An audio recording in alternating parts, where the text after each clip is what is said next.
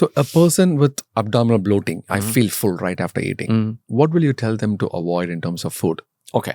So generally speaking, well, obviously helping all these medications that we talk about. But in terms of food, what we do is that we start taking out the most obvious fermentable food out there, right?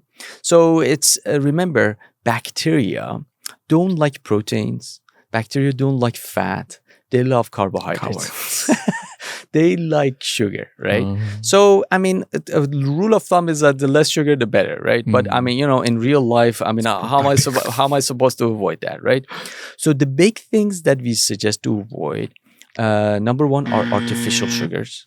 We tell them not to use artificial sugars because artificial sugars are made not to be absorbed by us, but bacteria love it. Sugar alcohols, right? So you're talking about sucralose, artificial sweetness. Yeah, so aspartame. Yeah.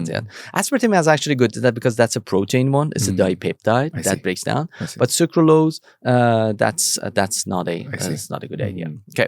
The other thing that I usually tell them to avoid are essentially lactose. See if, because dairy associated lactose is very fermentable, milk and right? milk products. So I say lactose-free milk, or you can try a non sort of lactose Non-dairy milk. Yeah, see if that Oat helps milk. you. Yeah, I know. Oat milk. Oat milk is Almond good. milk. Almond milk and all that. I know it might not be available everywhere. How common is lactose intolerance with SIBO? Very common. Very common. So, and remember, it's not necessarily because you don't have that enzyme. It's because the bacteria in the gut love lactose so much that break it down before you break it, and they produce gas. Correct. Right?